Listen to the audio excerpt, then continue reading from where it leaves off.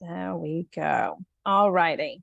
Okay. So, as people are jumping on, so this is going to be recorded. If you want to put your camera on, feel free. If you don't want to put your camera on, obviously completely fine too, entirely up to you. I have my tea ready. I have my notebook and pen ready. I'm ready to take notes. So if you have questions, please feel free to put them in the chat. We are going to have time at the end for questions. And if you're anything like me, you will forget what you want to ask if you don't put it in the chat straight away. So feel free to pop questions in the chat as we're going along. And then we'll answer all of the questions at the end when we do the Q&A. So I am so happy that you have all joined me today. So where is everybody? I would love to know where everybody is. If you can put in the chat where you are watching from right now, because I know we are currently in California, Nevada, Alaska, Washington State. Yeah, I know we're all over the US. Well, we're kind of all along the West Coast, aren't we? We're all along the West Coast. So let me know where you are tuning in from. Everybody is going to get the replay, so there's going to be a lot that you are going to learn today. So I would love to, well, I'm going to start by introducing myself. For those of you who don't know me, I am Emma Green. I'm a physical therapist. You can probably tell from my accent. I was a physio in the UK, and I have moved over to the US 17 years ago, became a physical therapist, essentially the same thing. And I've been in the US ever since. 14 years ago, I became the tennis elbow queen when I first started working with Buddy, and that is pretty much what I do right now. So tennis elbow is my thing, and probably about 18 months ago now, almost 2 years actually, I met Ziva, Nurse Susan. Nurse Susan is a nurse practitioner who specializes in cannabis care, and I always get asked by a lot of my patients about CBD, and I know a little bit. And so, you know, I can give like sort of my little answers, but it's not my speciality. And I knew I needed to learn more because a lot of my patients were asking about it, and a lot were getting really, really good results using CBD. And so when I met Ziva, Nurse Susan, and she said she was doing a course for healthcare practitioners. I was like, oh my goodness, this is perfect for me. So I jumped on her course, and over the course of 8 weeks, she blew my freaking mind, I have to tell you. So hold on to your hats, because honestly, she's going to blow your mind. She's going to blow your preconceptions out of the water. I learned so much, and that's why I wanted to share her with you guys today as well. So come to this with an open mind. You're going to learn so much. And questions will come up. As questions come up, put them in the chat. We're going to answer all of your questions as we go through this.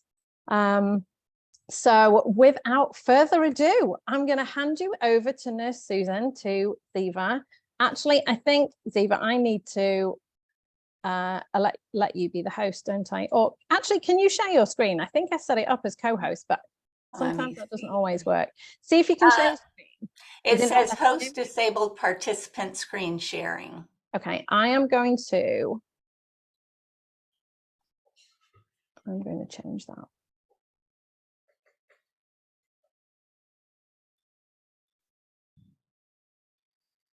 Okay, Ziva, you are the host. Okay, very good. Shall I take it from here? Go for it. Okay, well, good morning, everybody. Thank you for inviting me to your group. This looks like a great group. How many do we have here already? 15. Fantastic. So as Emma said, I'll clear up the Ziva Nurse Susan thing. So my friends call me Ziva. It's my nickname. But as a licensed healthcare professional, you need to know what my real name is in case you want to investigate my license or anything like that. So my legal name is Susan Marks, but you can call me Ziva. The name of my company is Nurse Susan. I do a lot of patient consulting with cannabis, and I also educate healthcare practitioners on using cannabis as part of their practice. And healthcare practitioners can be anything from physical therapists like Emma, pharmacists, nurses, doctors, massage therapists, nutritionists. And you'll understand why it has such a broad application as I get into how cannabis works in the body. And like Emma said, I'm going to blow your mind in terms of your preconceived ideas, because we've all been kind of bamboozled by the government and pharma companies on the dangers of cannabis, which couldn't be further from the truth. So I am going to start my screen share here. And as Emma knows, I am terrible with technology, so I just need to, if you could give me a thumbs up that you can see my slides here. It says cannabis and pain. Great. So we're going to focus primarily on pain because this is the tennis elbow queens group, but I'm also going to touch on cannabis for anxiety and for sleep and inflammation and several other very common uses for cannabis. So we're going to talk about how there's nothing to be afraid of with cannabis. In fact, it's probably one of the safest medicines that you can use. I'm going to tell you a little bit about how I got into the cannabis industry and my consulting practice and the type of patients I work with, et cetera. And then I'm going to talk about how cannabis works in our body via the endocannabinoid system. So, cannabis is used for so many different things, and people can sometimes say, oh, well, this has got to be snake oil. There's no way one medicine or one plant can be just as effective for epilepsy as it is for cancer, as it is for autoimmune disease, as it is for Parkinson's disease. But once you understand our endocannabinoid system and how cannabis works with the endocannabinoid system, it's all going to make sense. And then we're going to go into the different types of cannabis products. I have a few things here that I want to share with you. And we're going to talk about the different applications, different ways that you can use cannabis, and about dosing cannabis, because dosing is probably one of the most important aspects of using cannabis therapeutically. And in order to get the best result for yourself or a loved one or somebody that you're working with, it's very important to know how to dose it, because that's going to make all the difference. And then at the end, I love questions, and you can ask questions during the presentation. I'm happy to answer them at that time. It's a little hard for me to watch the comments and talk. So Emma, if you wouldn't mind letting me know when there's a question, and then I'll give you my contact information. Okay, so why would we want to use cannabis for pain, for sleep, for anxiety, etc.? Cannabis is non-toxic. It's safer than other pharmaceutical drugs, specifically with pain medications. It's much safer than your NSAIDs, which are the non-steroidal anti-inflammatory drugs like Advil, Motrin, Aleve, etc. There are hundreds of thousands of people who are admitted to the emergency room for GI bleeding as a result of these drugs, and people die from these complications of using NSAIDs. We all know that we're in an opioid overdose death epidemic, and there is no risk of overdose, fatal overdose with cannabis. Don't get me wrong, you can take too much and you're going to feel very uncomfortable. But there's no risk at all of fatal overdose, primarily because our opioid receptors in our brain are in a location of the brain called the brain stem that autonomically controls our heart rate, our breathing, all of our digestion, etc. So when you take too many opioids and it basically floods those receptors, you stop breathing and you die. There are no cannabis receptors in the brain stem, which is why it's absolutely impossible. And believe me, scientists have tried to kill animals using cannabis, where they give them huge doses. And the worst thing that happens is the animals sleep for days on end and then wake up, and they do tests before the administration of the cannabis, like coordination and cognition and all of those things. And then they did the same test at the end, and there was no difference. So when people say cannabis is non-toxic, that's one of the reasons, is because you can take too much of it, like I said, and you're going to feel uncomfortable, but you don't need to worry about having long-term sequelae like you do with opioids, anticonvulsants, antidepressants, NSAIDs, all of the other pain medications. Now, in terms of sleep medications and anxiety medications, those are still pretty much the same risk. There's a very high risk of addiction. Cannabis doesn't have that risk. It's a very high risk for fatal overdose on all of those drugs. So the other thing is there are fewer side effects. So there's no constipation, no nausea and vomiting. Addiction is basically a non-issue. I'll get into that in a minute. And obviously no fatal overdoses.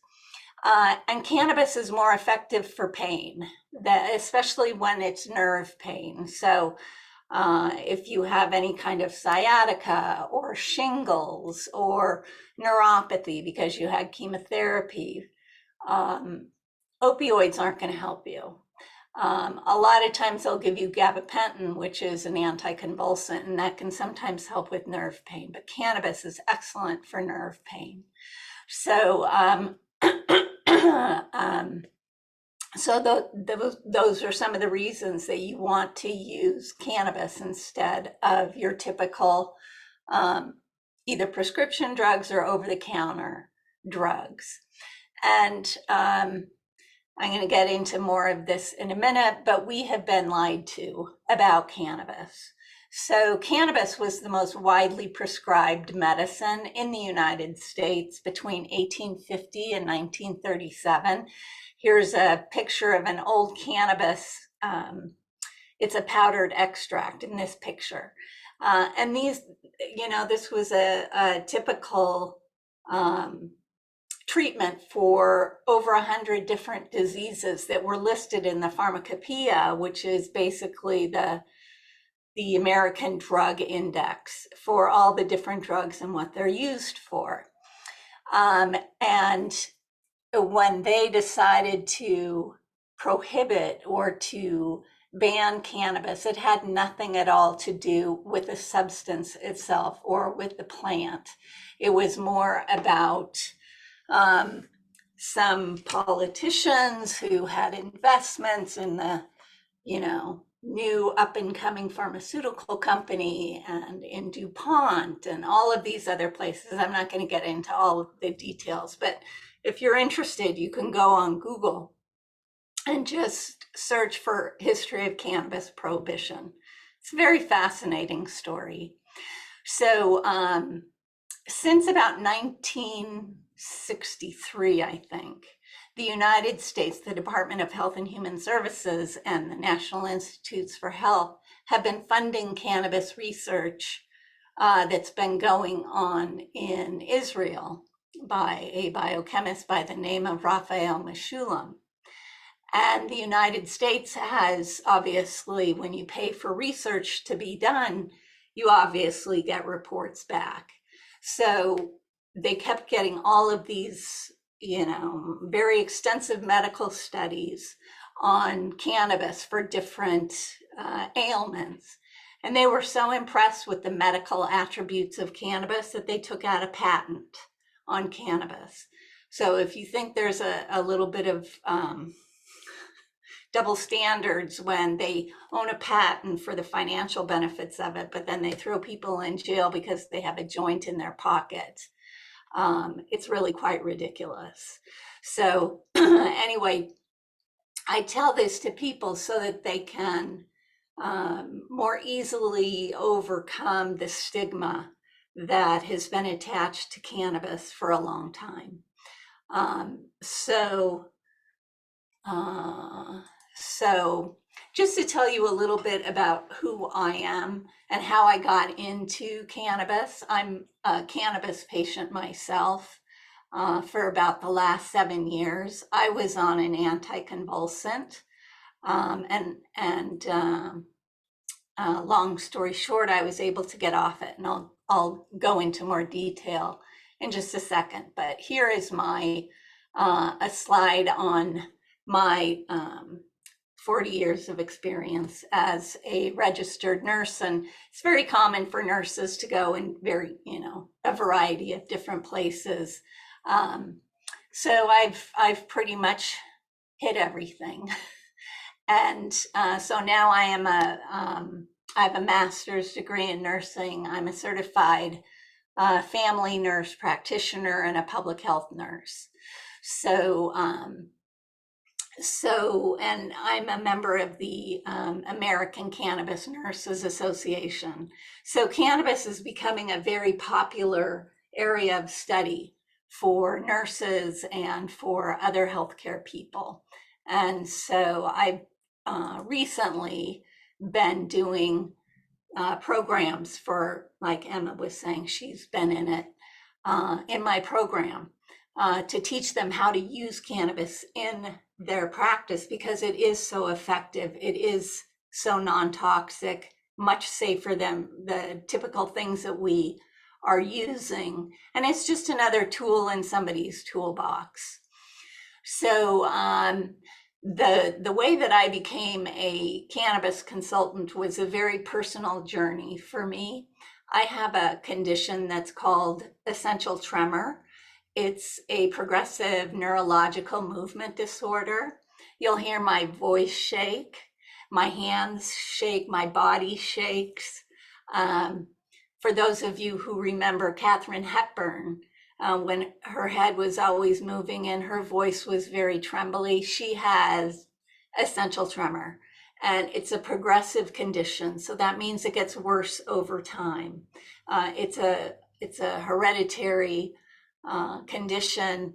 I'm the youngest of 8 kids. 6 of the 8 kids have essential tremor.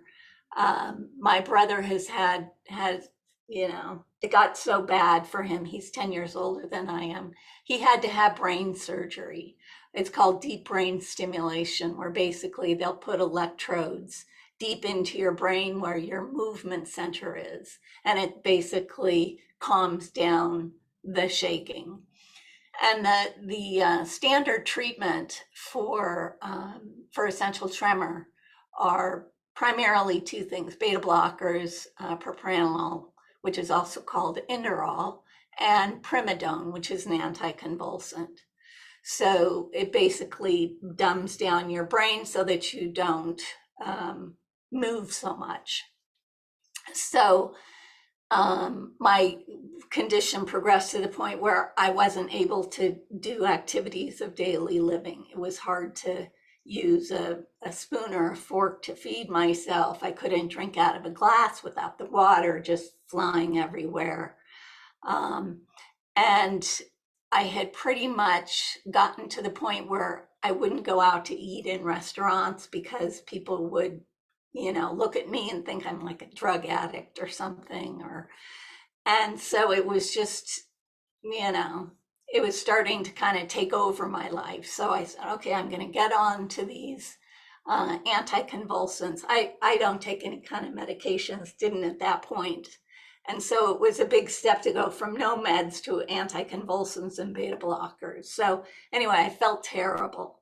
Yeah, the side effects, especially of the primidone, were just hideous. So I do what nurses do. And I started doing some medical research for other alternatives. And I literally stumbled on cannabis. I was not a cannabis user. I'm probably the most conservative person you'll ever meet.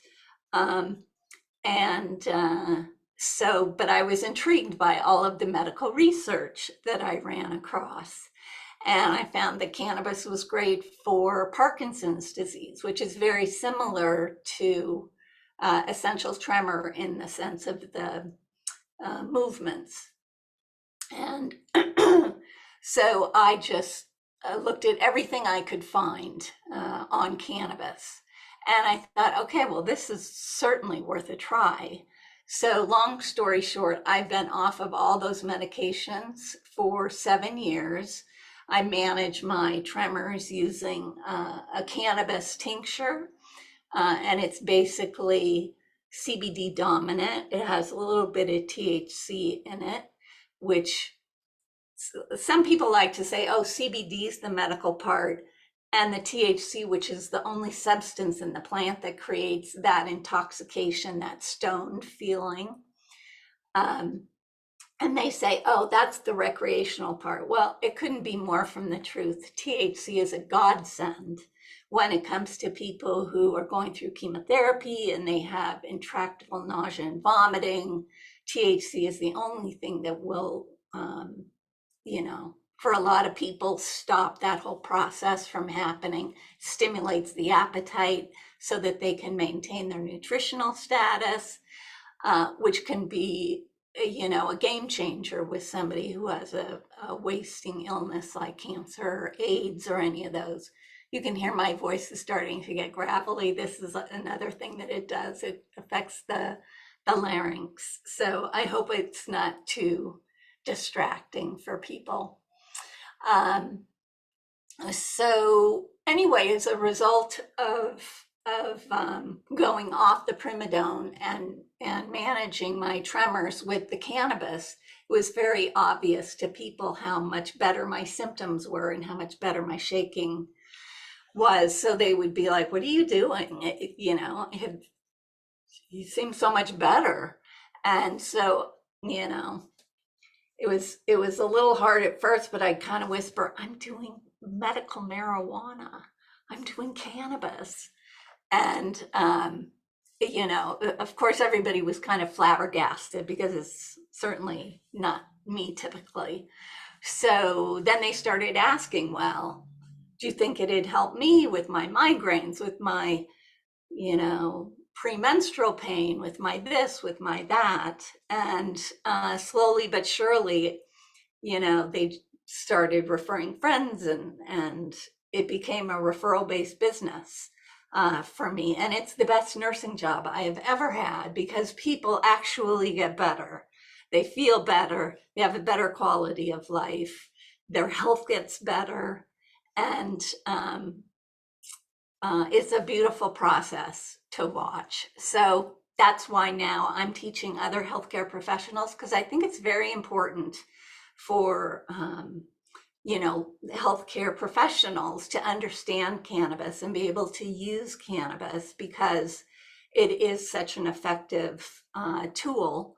And, this could really help their patients. So anyway, I am very grateful for this plant. I do a lot of educating for different groups and individuals. And I'm happy to do it because I think everybody should know about cannabis and not be stuck in that kind of bamboozled ideology that's really been forced on us. So when I was saying that cannabis can be used for so many different things, it's because of our endocannabinoid system. So it's a system in our body that's like our nervous system, our GI system, our musculoskeletal system. The endocannabinoid system, its job is to maintain homeostasis or maintain balance. It's the largest neurotransmitter system in our body. So what that means is it communicates with every other system. It communicates with the nervous system. So if you have tremors, it calms down the tremors. It communicates with the GI system. So if you have, well, ulcerative colitis is more of an autoimmune disease, but whatever system it's interacting with, when there's an imbalance in that system, the endocannabinoid system steps in and brings things back into balance. And when you think of disease is actually something that's out of balance. Either you have too many cancer cells that are, wreaking havoc, or you have an immune system that's running amok, or any variety of imbalances. Like I have an imbalance with my tremor and with all the electrical impulses that go off in my brain. So when I take cannabinoids or cannabis, it brings those symptoms down. So if you think of lack of balance, is basically the same as disease. So the endocannabinoid system produces our own cannabinoids. So in the cannabis plant, there are basically three components. There are cannabinoids, there are terpenes, and there are flavonoids. We mainly focus on the terpenes and the cannabinoids. So cannabinoids are your CBD, your THC, all the little, acronyms and initials are the cannabinoids. And there are about 150 that we have found so far. So, and each one has different medical applications. So it's a hugely pliable and really targeted medicine that's available. So the endocannabinoid system produces our own cannabinoids. The two main ones are anandamide and 2-AG. So anandamide is molecularly almost identical to THC, and 2-AG is identical to CBD. So when we take in cannabis, we're basically giving our endocannabinoid system the raw material it needs to deal with any imbalances. A lot of diseases now, scientists are referring to them as endocannabinoid deficiency diseases, such as migraines and fibromyalgia and a number of other conditions. And the reason for the deficiency is because when our body is being basically bombarded by pollution, by air pollution, our foods aren't as nutritious as they used to be. And we're taking all of these toxins in, whether it's through our skin or we're inhaling them. So the body has a very difficult time dealing with all of these. They're basically insults to the body.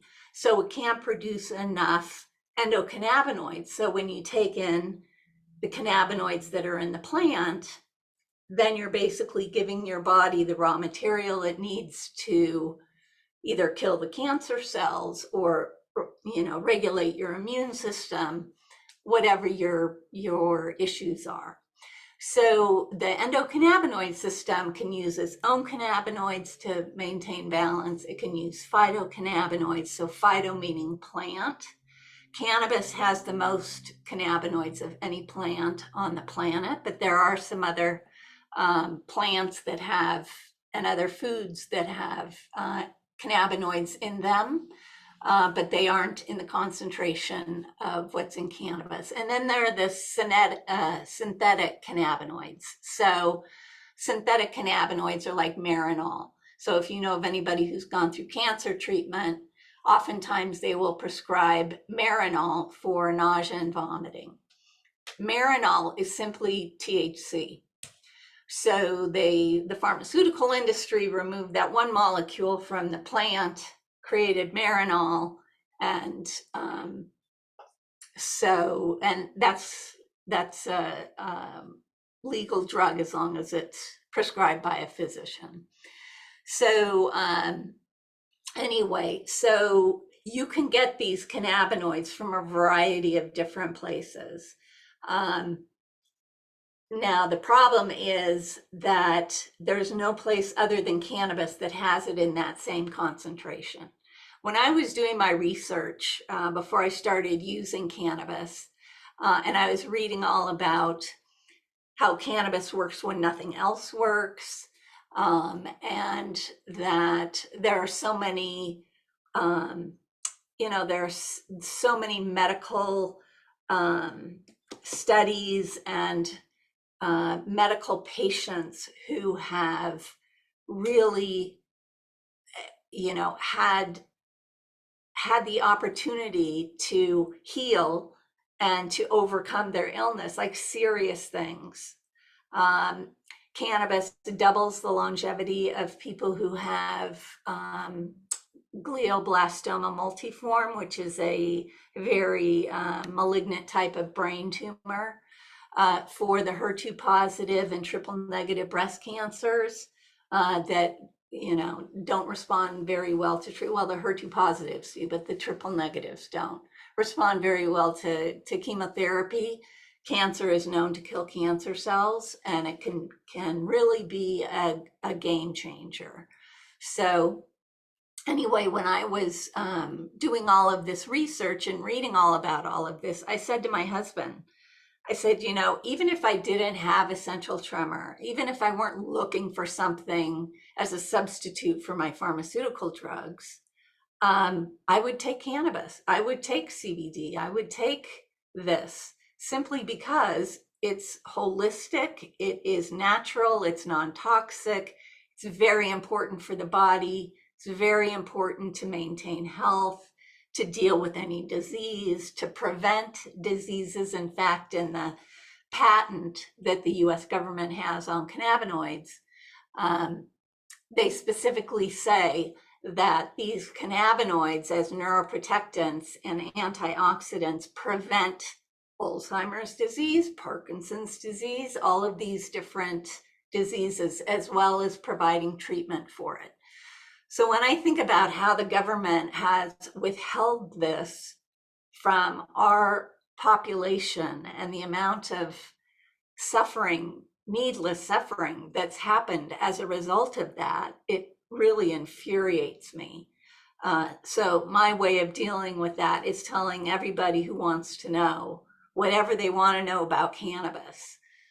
So I'm really happy that you guys are here. And so I know this is probably what you guys are mainly interested in. Like, okay, so how can I use cannabis? Which products? What should I be thinking about when I'm purchasing a product? How do I know which product, etc.? So I've got several examples here because there are a gazillion choices. If you go into a dispensary or if you go to any CBD store, you're going to see walls full of different products to choose from. A lot of people get overwhelmed with that, especially in the dispensaries.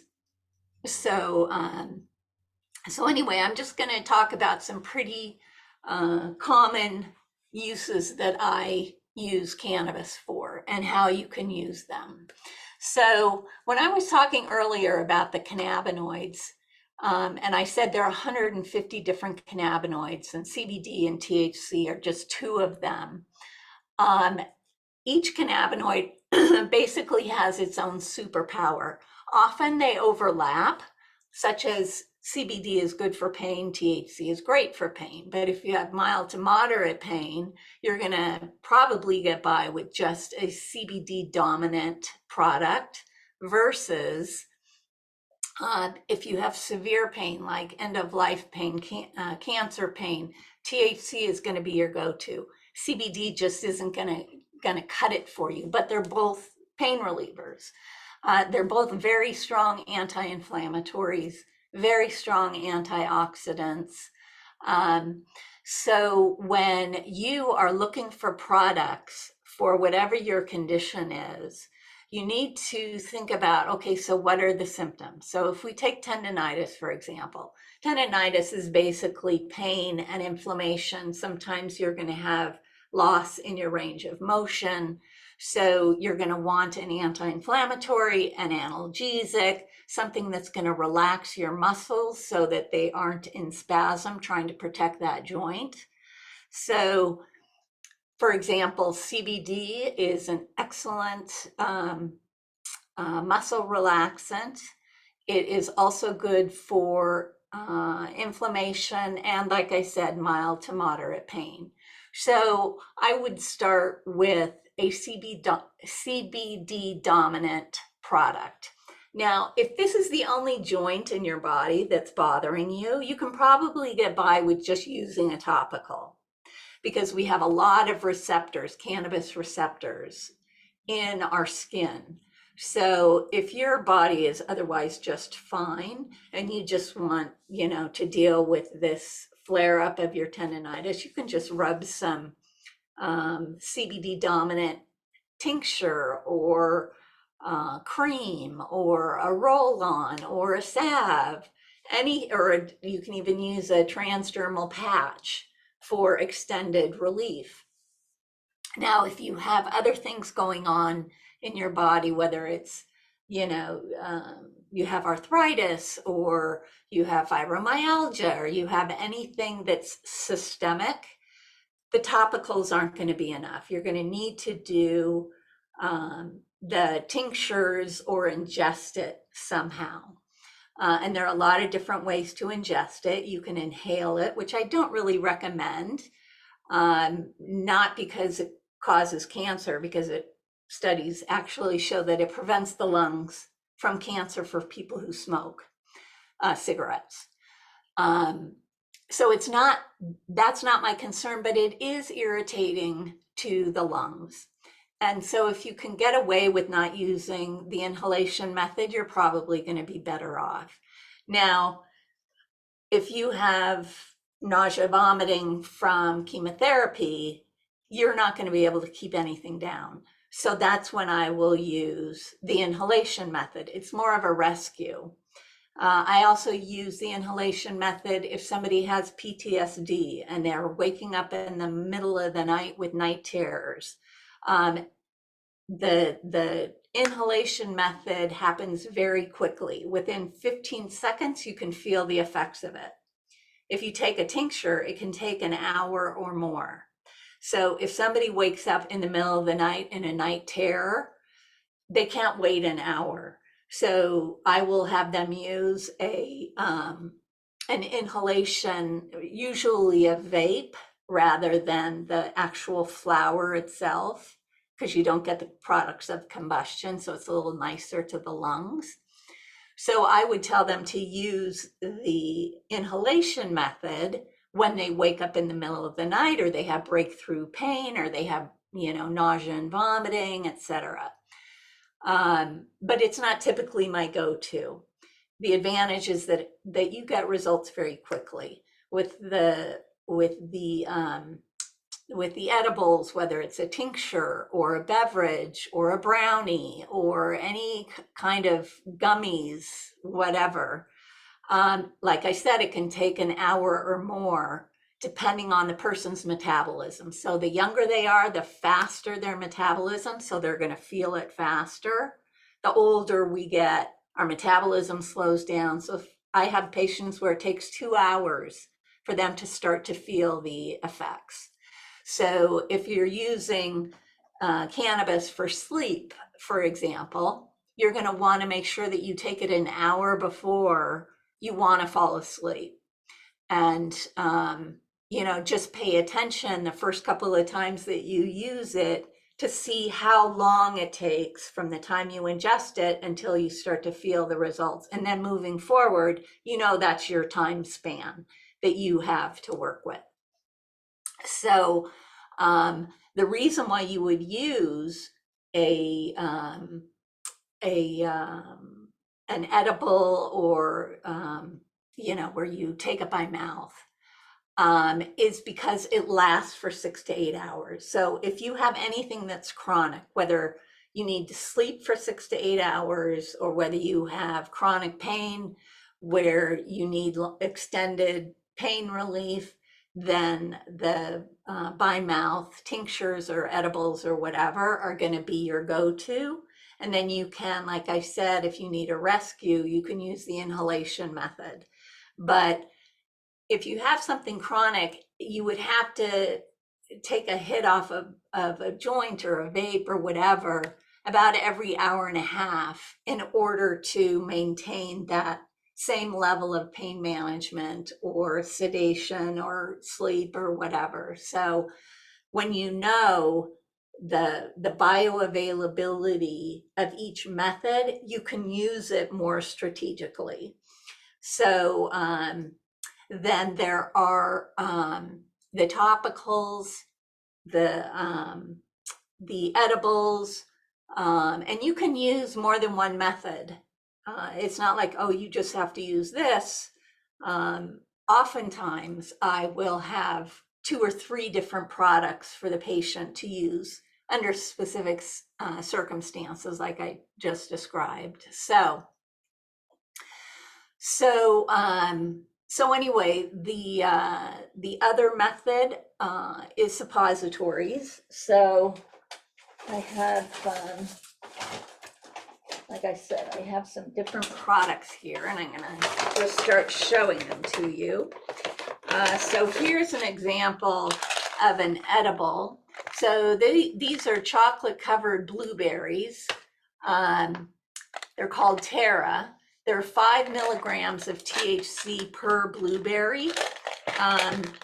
So you're going to want to, whatever product you're using in terms of dosing, you're going to want to start with a very low dose and then increase it every couple of days if you're not getting the results that you're looking for. So 5 milligrams, anywhere between 2.5 and 5 milligrams of THC is a good place to start. So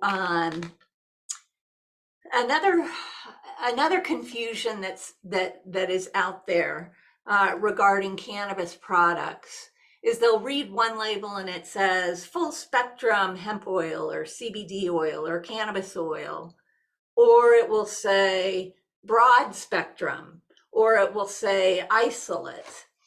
So in order to understand what you're getting with a full spectrum, you're getting everything that's in the plant. Now, hemp and cannabis are basically legal definitions. So something is considered to be cannabis if it has more than 0.3% THC, because like I said, THC is the only thing that causes the intoxication. Anything that has less than 0.3% is considered hemp. So with the Farm Bill that passed in 2018, people are allowed to grow hemp plants. There are huge plantations now of hemp in the Midwest. And the only thing that differentiates it from a regular cannabis plant is that it's a CBD dominant, low THC chemovar, which is basically a type of plant. So that's why I say that hemp and cannabis are legal terms, and it has everything to do with the amount of THC in there. It's basically the same plant. So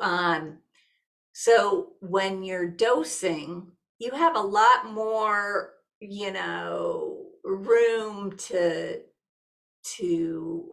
kind of experiment with different doses when you are using a product that has very little THC in it, hemp, for example, because although you'll get the muscle relaxation from CBD and you'll get all the other benefits of CBD, you're not going to get the intoxicated, stoned feeling.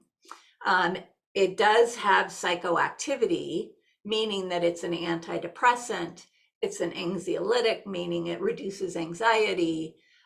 So it does affect your, your brain, but it doesn't make that stone feeling. So typically when people have a bad experience with cannabis, it's because they had too much THC. Nobody's going to say, oh, I had way too much CBD, I had way too much CBN, because you just don't feel it. Not like that anyway. So, so when you're dosing cannabis and you're looking at these, the amount that's in a serving, like this one is 5 milligrams THC, that's really the cannabinoid that you want to pay the most attention to in terms of dosing. Because if you start out with 10 milligrams of THC, you may not be very comfortable, because the thing with cannabis is it's called biphasic dosing. As you increase the dose over time and it makes you feel better and better and better, you're going to hit a tipping point at some point. And if you take more than that, you're going to start feeling the exact opposite. It's called dysphoria. You may feel paranoid. You may feel, like people are watching you and you can't control, your thoughts or your thing because you're so stoned. And it's a very uncomfortable feeling. People who have felt that, it's usually just one time and then they never do that again.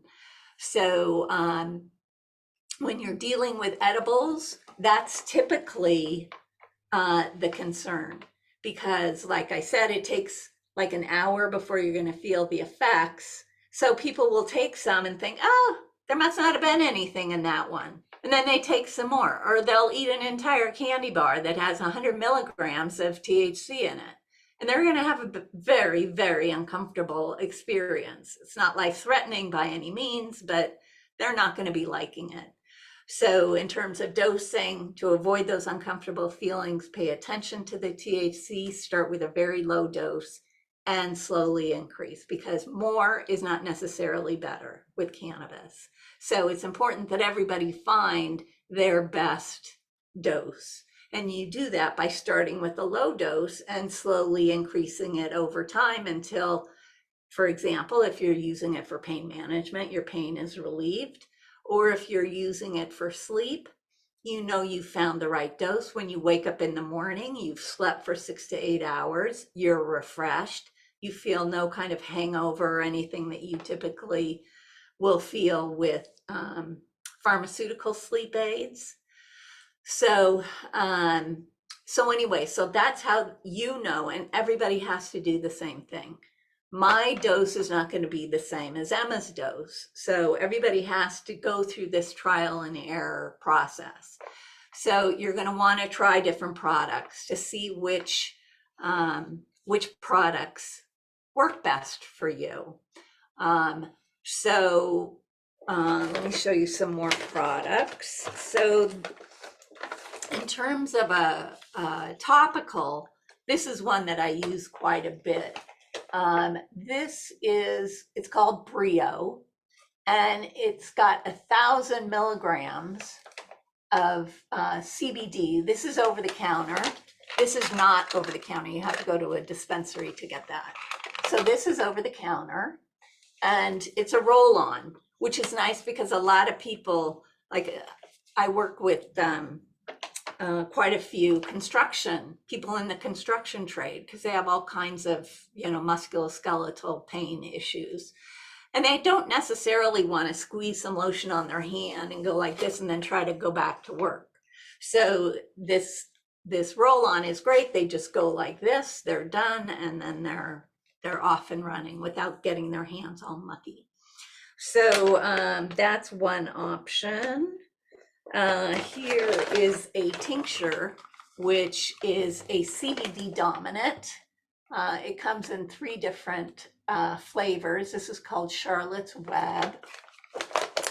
And I put my contact information at the end, which is our couple of slides now, but Feel free to call me or text me or anything if you have questions or you want to try any of these. So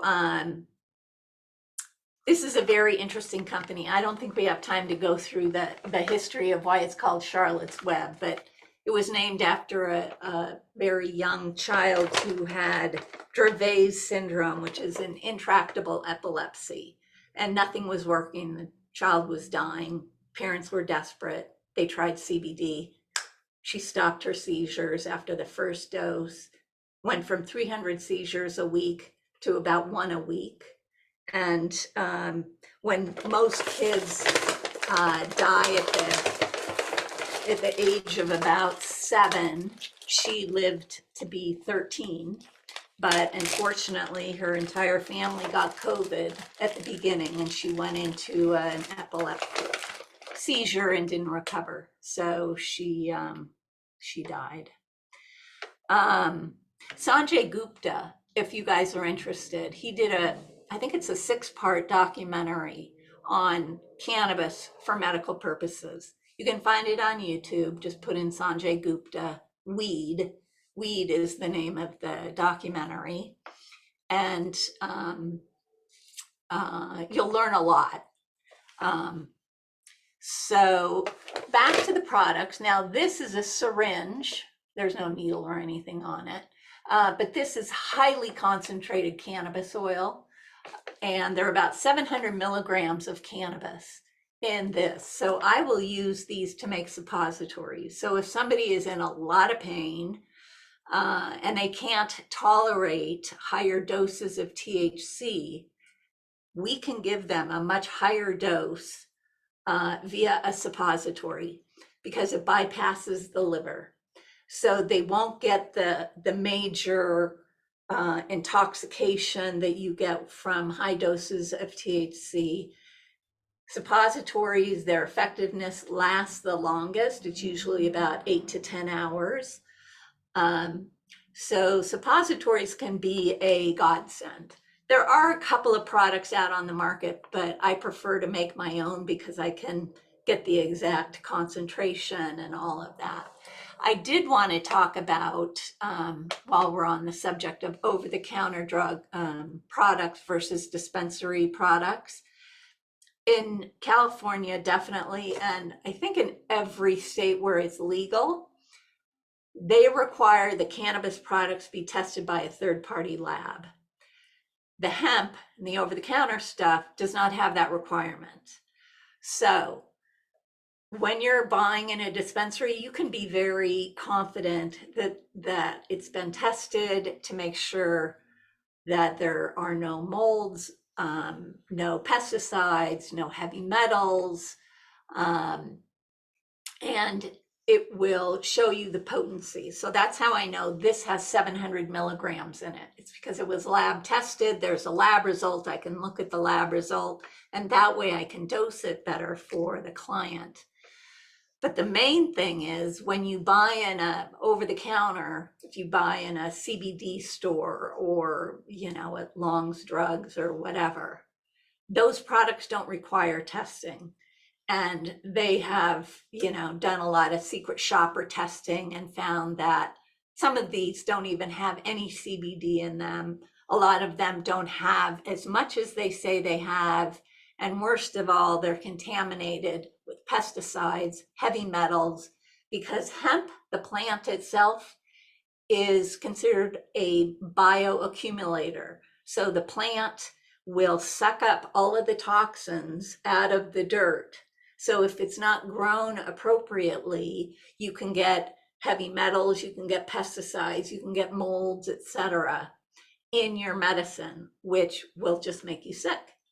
So it's very important to know which products are lab tested. Like this one, this is over the counter, the Charlotte's Web. This is over the counter, but you can go on their website, you can click on the lab results, and you can read it right then and there. I will not use any products that don't do lab testing, and I tell everybody not to do any products that don't do lab testing, because you have no idea what you're getting.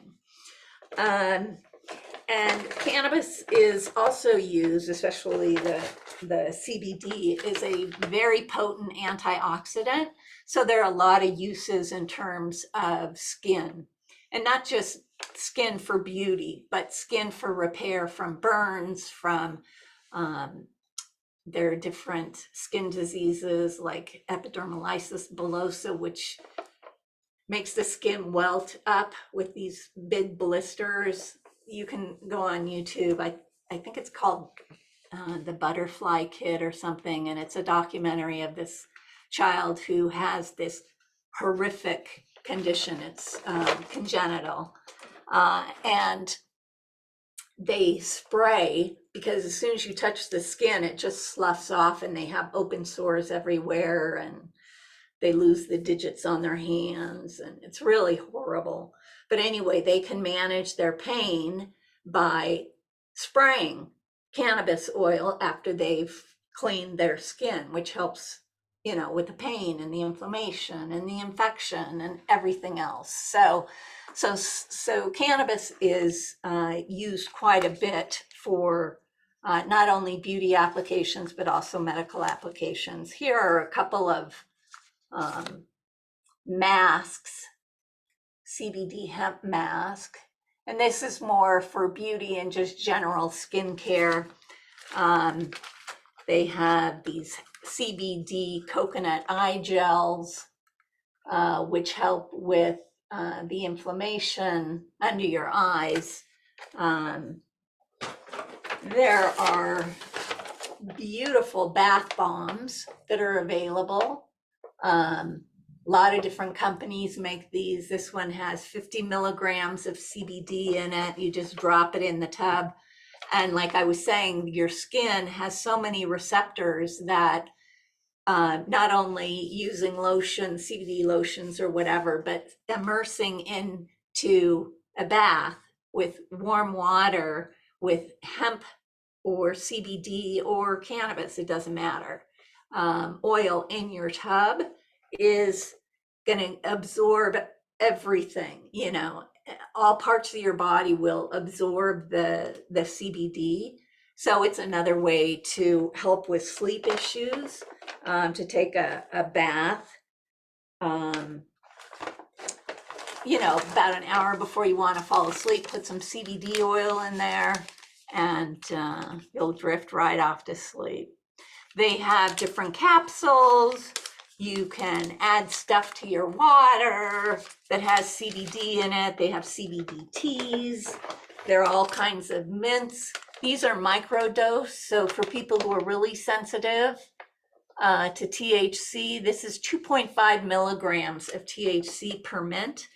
And they come in a bunch of different formulas. You can buy them with just CBD in them. You can do a combination of THC and CBD.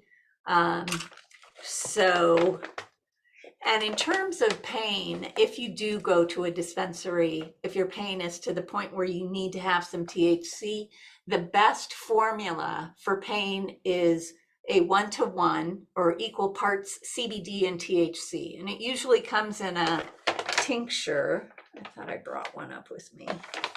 Oh yeah. So here's an example of a tincture that says 1-to-1. And it also comes in a variety of different flavors, but again, and it will tell you the dosing on it, like how many milligrams are in each ml or half ml, so that you can dose it appropriately. And then of course you can always buy the flower. It comes in a variety of different packaging, but you can use this in a vaporizer or in a bong or whatever. Now, I haven't really touched on terpenes, but terpenes are the essential oils in the plant. That's why cannabis has such a strong smell, and it can be a variety of different smells, from kind of skunky to diesel to citrus, etc. And those are the terpenes that are coming out. They are very medically active. So if you want to just avoid the cannabinoids, there are some companies that do just terpenes. So this one is Relief. This is good for pain. It has pinene, limonene, linalool, and beta-caryophyllene. So, there are so many options. And I mean, I could talk about this for hours. Emma can attest to that. And I'm probably going over a little long, but let me just end with two other safety first kind of things. If you do use a vape pen, make sure it's made from glass and from steel, stainless steel. If you use one that's made of plastic, the heating element will break down the plastic. You'll inhale products of the plastic, and it's terrible for your lungs. So make sure if you vape pen, it's metal and glass. In terms of the cartridges, again, make sure they're made out of glass and they have no propylene glycol or propylethylene glycol, because when that's heated, and it's used to kind of stabilize and keep the liquid, the oil kind of liquidy, they'll just add it as an additive. The problem is that when propylene glycol is heated, it converts to formaldehyde. So you're inhaling formaldehyde. So you need to be careful. There's some drug interactions. They're not really interactions, but the liver favors phytocannabinoids or our own cannabinoids over pharmaceutical drugs. So it will just keep metabolizing our cannabis and never get to the drugs, so that drug elevation in the blood will increase. And that's particularly an issue if you're on Coumadin, which is a blood thinner, and if you're on beta blockers. So those are the two, primarily the two safety issues. And there's my contact information. And I love all your questions, so I am free for as long as you are, and I am ready to roll. Thank you so much, Ziva. That was amazing. If anyone wants Ziva's information, obviously I will send that all out to you guys afterwards as well. So one question that did come up in the chat was, is the amount of THC used able to show up in employer drug testing? Yeah, it can. So if you get random drug testing, I would recommend just using either the broad spectrum, which is the formulation where they have removed the THC molecule, but you get all the other components of the plant, or to use an isolate, which is basically the one molecule, like Marinol, the one molecule that's been extracted from the plant. So you can buy CBD isolates, you can buy CBN isolates. All the cannabinoids have their isolate version, but when they do drug tests, they are testing for the THC. So you need to make sure that you don't ingest the THC. Great advice, thank you. If anybody has any other questions and they want to unmute themselves and ask Ziva your question directly, please feel free to do that. I know one thing that came to me as you were talking, Ziva, you talked about other foods having cannabinoids in them. Mm-hmm. Can you give us some examples of those? Well, you're going to love me for this, but dark chocolate has cannabinoids in it. Black pepper, yeah, right. Black pepper has beta-caryophyllene, which is actually a cannabinoid. They call it both, either a terpene or a cannabinoid. Let's see what else. And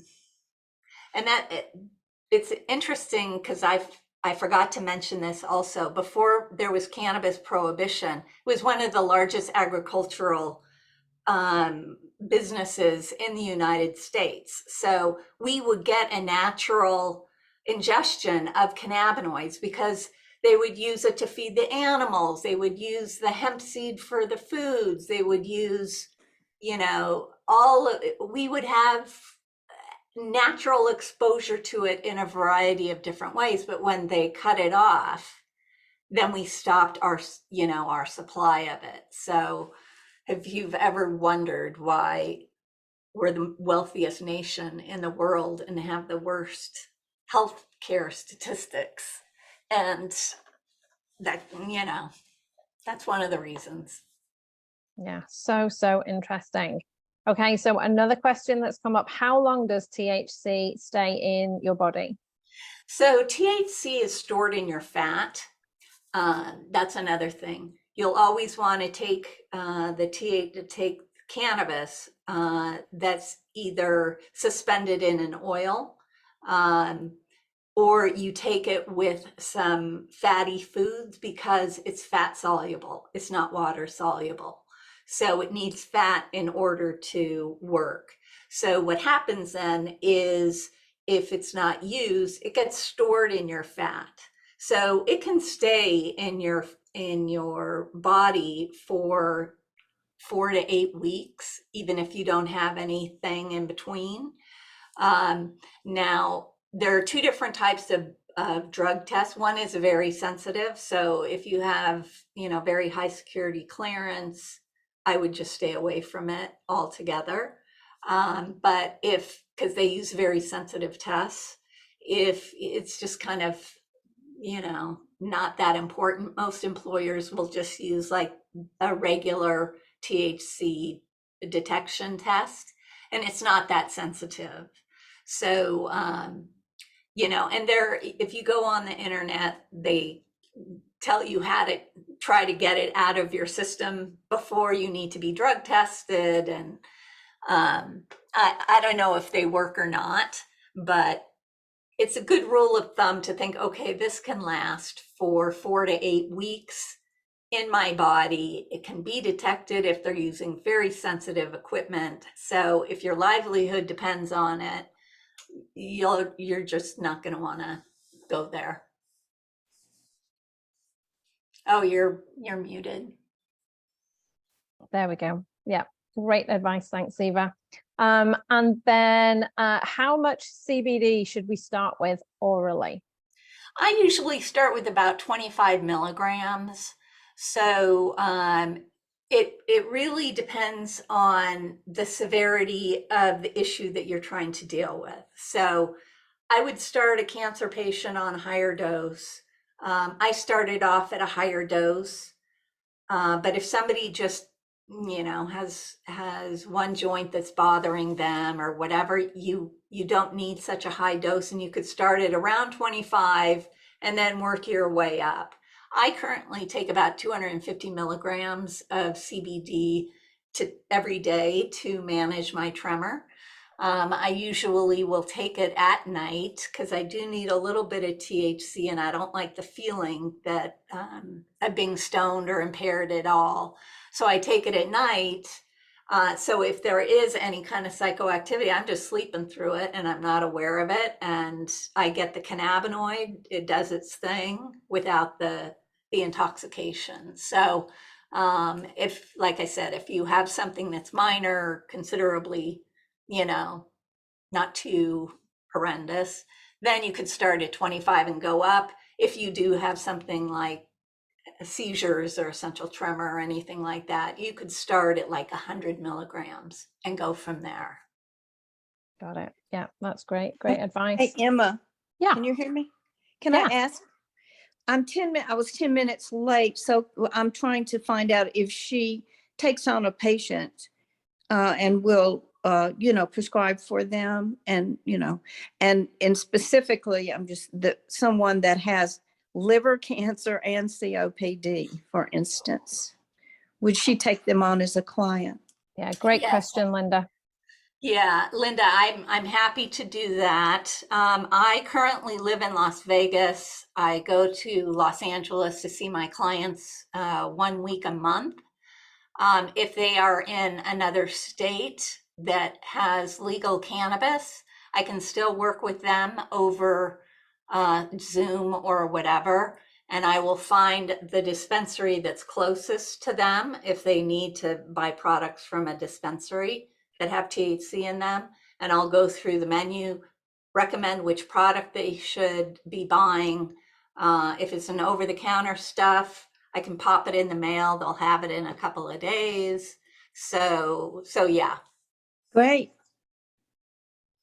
Yeah, that is wonderful. I think the biggest thing for me when I was first starting to look into CBD and cannabis and this whole area was, as you said, it is so overwhelming. There are so many different products out there and you just have no idea where to start.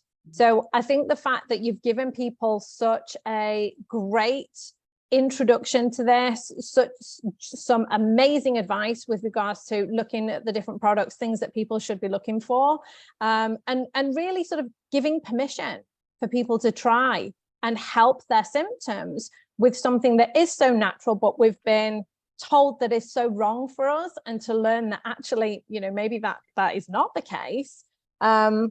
And giving people the opportunity to see if their symptoms can be helped with that. I think that's been brilliant, Ziva. So I really thank you for your time today.